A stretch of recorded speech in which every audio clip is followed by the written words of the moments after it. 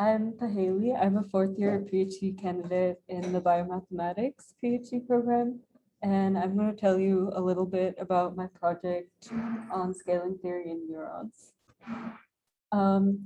So neurons have two different types of projections, axons and dendrites. And axons generally conduct signals from the cell body to the synapse, where they connect to dendrites, which generally conduct signals back from the synapse to the cell body.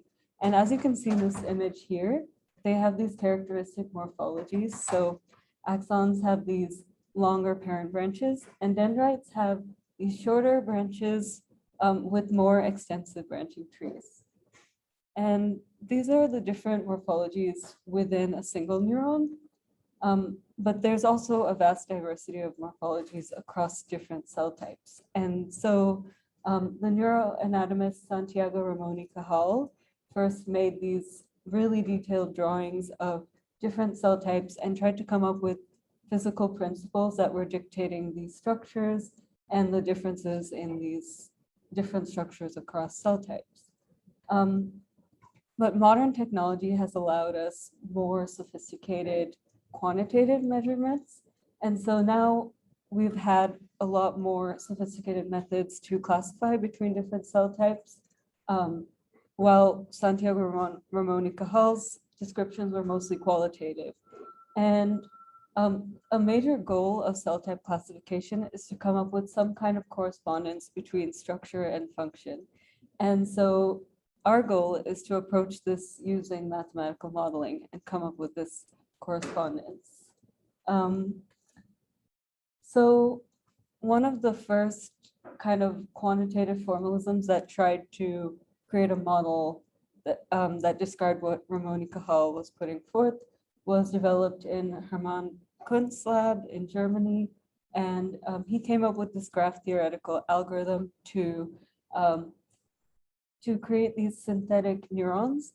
And the way they did this was, the idea is that these structures have evolved in order to optimize certain functions. And so Ramon y Cajal put forth 3 laws, which was that these structures are governed by conservation of space, time, and materials. And so this model captures materials in the wiring cost and time in the path length cost. And so it considers the trade-off between these in different cell types. So this BF balancing factor is weighted differently depending on the different cell type. But there are a lot of limitations of this model. So first, the time constraint is captured in this path length, but a lot of the conduction time delay in neurons has to do with the conduction velocity, which has a lot to do with the width of these processes and also evolutionary adaptations such as myelination, which is a fatty sheet that surrounds these processes in order to make the conduction speed faster. And so this model doesn't capture that. And it also doesn't take into consideration anything to do with space or space filling. And lastly, it doesn't take any metabolic concerns into consideration. And so because this signaling takes a lot of energy, we might think that these structures are also optimized to minimize this energy consumption.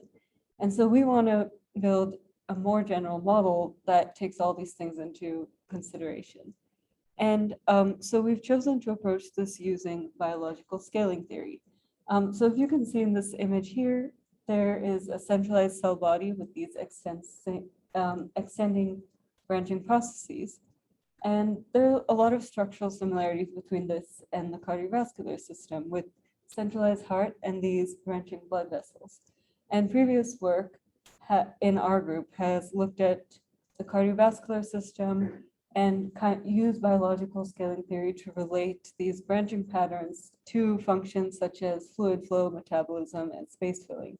And so we've used this mathematical framework to adapt it and look at neurons. So the way we do this is we come up with a cost function, which describes certain things that are minimized, such as conduction time delay and energy consumption. and also takes into account constraints such as material costs and space filling, and then minimize this function and then come up with these theoretical predictions for these scaling ratios. And the scaling ratios basically relate the radius and length of successive branching levels of a network. And you can see here what the branching levels are in terms of a simple network where there's a parent branch and then two daughters.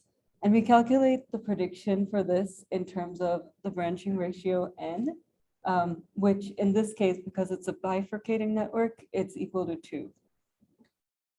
And so these are just some of the physical principles we'll be using in the model. The first one is conduction time delay, which depends on radius and myelination. And then the second one is energy consumption, which is based on the fact that we assume these are cylindrical projections and almost like wires through which there's a current flowing. And so that's how we formulated that term. And then we consider the material cost in terms of the total volume of the network. And then we consider a space filling constraint, which essentially is saying that these networks are optimized to fill as much of the space they're in as possible, whether that's 3-dimensional space or a 2-dimensional plane, which we'll see some examples of cells that are constrained in a 2-dimensional plane. So at the top, you can see the function f. That's a general function. The first term is the power term, and the second, which is related to energy consumption. The second term is time delay, and then the third term is an arbitrary term describing the constraint functions. And we've considered many different cases of this. Here I've listed 4 of them. And we can toggle this parameter alpha between 1 and 0 to either focus on minimizing conduction time delay or power.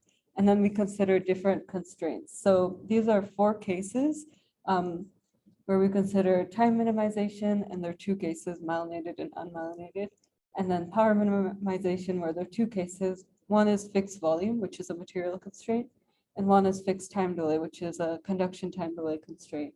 And each of these have different theoretical predictions for the radius scaling ratio here. And these estimations are based on setting the little n equal to 2 for bifurcating networks. So here we have estimations of these scaling ratios for the theoretical predictions.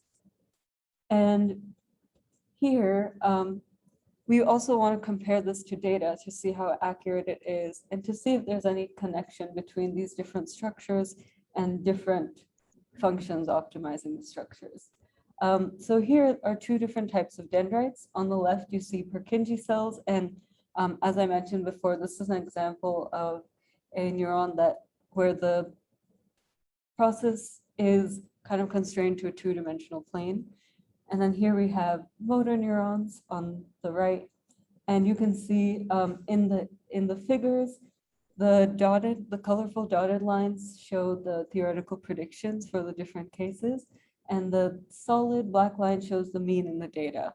So for Purkinje cells, we find that the mean in the data corresponds most to the theoretical prediction, minimizing power with a material constraint, and the theoretical prediction for motoneurons, or the mean for motoneurons, closest to the theoretical prediction that's minimizing power with the time delay constraint.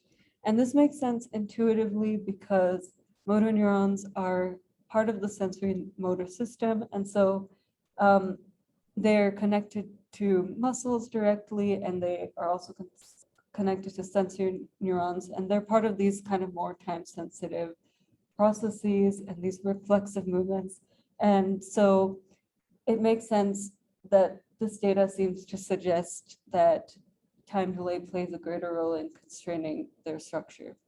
But to test this further, we also want to look at sensory neurons. So on the right, you see the mean for peripheral nervous system neurons is closest to the theoretical prediction that's minimizing time.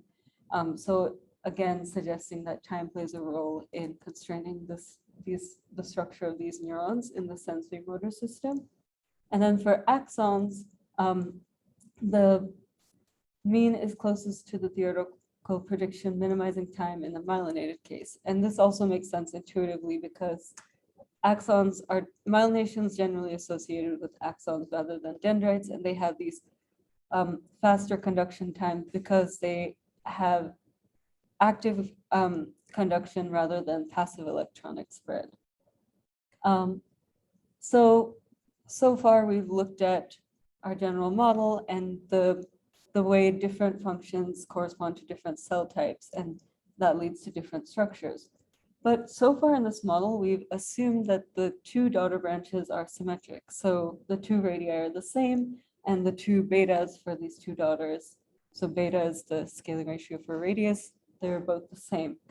And that's often not true in real biological systems. So there's different types of asymmetry that we see, and often one daughter branch is thinner than the other. And so we want to modify our model to capture this biological complexity. So here we can extend the model, and it's a lot more complicated, but we can describe it in terms of asymmetric branching. And it's a bit more complicated, but we also use similar methods. So for both, we're using the method of undetermined Lagrange multipliers to optimize these functions. But for that one, we came up with a theoretical prediction for scaling ratios. And here, the optimization leads to these equations that relate the two betas of the two daughters to each other, and based on some power. So here we have different powers for these different cases. And if you want to know more detail about the math, I can say more if you have questions afterwards. So these were the powers that we got for these different cases. And again, we found that they correspond to the median values in the data here, because the spread of the powers rather than scaling ratios is exponential. We're looking at the median. And again, we find the same correspondence. So Purkinje cells correspond to minimizing power with a material constraint. Motoneurons correspond to minimizing power with a time delay constraint. Peripheral nervous system neurons correspond to minimizing time, and then axons also correspond to minimizing time, but in the myelinated case. And so you might think, since this is the same course, we see the same correspondences in the asymmetric case, how these things are related, because the first one is looking at scaling ratio and the second one's looking at a power. So there's actually a simple way to see the correspondence. So if you see, we had each of these optimizations solved for some equation in the form of the third line, where we relate the two scaling ratios to each other. It's essentially the same thing as saying that the parent radius raised to some power is equal to the sum of each of the daughters raised to that power. But if we consider the symmetric case, both of those betas are equal, and in a bifurcating network, the branching ratio is equal to 2. So that side of the equation becomes 2 beta to the p, and then essentially beta is equal to 2, or whatever the branching ratio is, to the power of the negative reciprocal of that power. And so we can see that these actually do correspond. Just looking at the first case, for example, the power is 5/2, and the scaling ratio was n to the minus 2/5. So essentially what we see is that adding asymmetry doesn't actually change the predictions in terms of how the function relates to structure. Another thing we can do with asymmetry is, because we have two different scaling ratios for radius and length, we can calculate the average and the difference between these two scale factors. And previous work in our group has actually used these scaling ratios to classify between different types of biological networks. So on the left is a mouse lung, and on the right is a tree. And so someone in our group, Alex Rummer, has been able to use these scaling ratios to classify between these different types of networks. So based on this, I wanted to see if I could also use this to classify between different types of cells. And here you can see again motoneurons and Purkinje cells. And if you look at the distribution, there's this clear separation between the two types of cells. And then I also used 3 different machine learning methods to try to classify between them, and using about 75% of the data as training and 25% as a test set. So you can see the ROC curve on the right, and then these are also the accuracy measures. So as we see here, the radius scale factors perform a lot better in terms of accuracy compared to the length scale factors. So in conclusion, what we found is that we could come up with a general model that can describe the functional correspondence between for different cell types that relate the trade-off between functional principles to their different structures. And here we extended this general model to relax assumption of asymmetry and found the same results. And we've also been able to use these asymmetric scale factors to distinguish between different cell types. And this is helpful because it tells us that not only is there a structural difference, but there's also, since these asymmetric scale factors have some kind of functional relevance, there's also a functional basis behind these differences in structure. So some of our future goals include, you might remember the way we formulated the model is kind of toggling this value of alpha between 0 and 1 to consider either time or power minimization. And in actuality, a lot of these cells probably have both, and it's not just optimizing one or the other, but kind of intermediate values of alpha. And so in the future, I want to use numerical methods and data to kind of analyze and try to calculate estimates for this alpha and intermediate values, and consider the combinations of optimizations. And then the other thing is that you might notice I focused on radius scaling ratios, and we haven't been able to find as meaningful results for length. So we're addressing these in a couple different ways. One of them is to rethink the labeling scheme of how we're labeling the branching generations. So when there's a lot of asymmetry, there might be different ways to label it. And in other work, they've looked at different labeling schemes, such as for river networks. And so we're looking at maybe implementing some of these to try to look at length from a different perspective. And the other thing is that the length scaling ratio predictions rely heavily on some of the constraints.